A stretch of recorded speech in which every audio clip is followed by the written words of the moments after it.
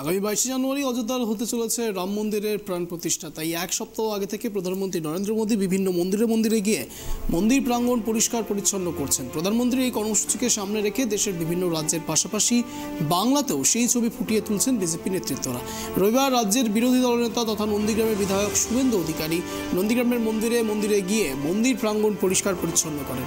রবিবারের পাশাপাশি বুধবারও জেলার অন্যতম ধর্মীয় স্থান তমলুকের বিভিন্ন মন্দিরের পাশাপাশি জেলার অন্যতম প্রাচীন বর্গভীমা মন্দির ঝাড়ু হাতে পরিষ্কার পরিচ্ছন্ন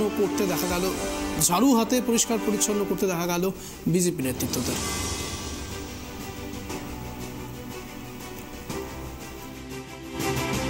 আজকের কর্মসূচি বলতে আমরা সকলেই এতদিনে অবগত হয়েছি যে আগামী 22শে জানুয়ারি আমাদের দীর্ঘ 500 বছরের অবসান, সেই আমাদের রাম মন্দিরের শুভ উদ্বোধন আছে, তার প্রাণ প্রতিষ্ঠা রয়েছে।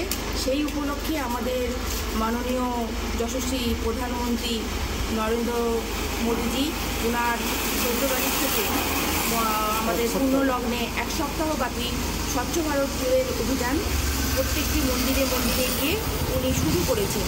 তারই সেই শুভ সূচনা উনি যখন শুরু করেছেন, সেই উপলক্ষে আমাদের 13 নম্বর ওয়ার্ডের বিজেপি পরিবারের পক্ষ থেকে আমরা প্রথমে বর্গভীমার মন্দিরে সেখানে আমরা স্বচ্ছ ভারতের কাজকর্ম করেছি, সেখানকার মন্দির পরিষ্কার করেছি এবং এখন আমরা এখানে এসেছি। আমাদের ওয়ার্ডে যতগুলো মন্দির রয়েছে, শীতলা মায়ের মন্দির রয়েছে, বড় ঠাকুরের মন্দির রয়েছে, আমাদের যেখানে সেদিনের যে কর্মসূচি হবে আমাদের রামজিউর মন্দির রয়েছে, সেখানেও আমরা আজকের এই কর্মসূচিটা সেখানে আমরা ভালোভাবে সেটা করবো।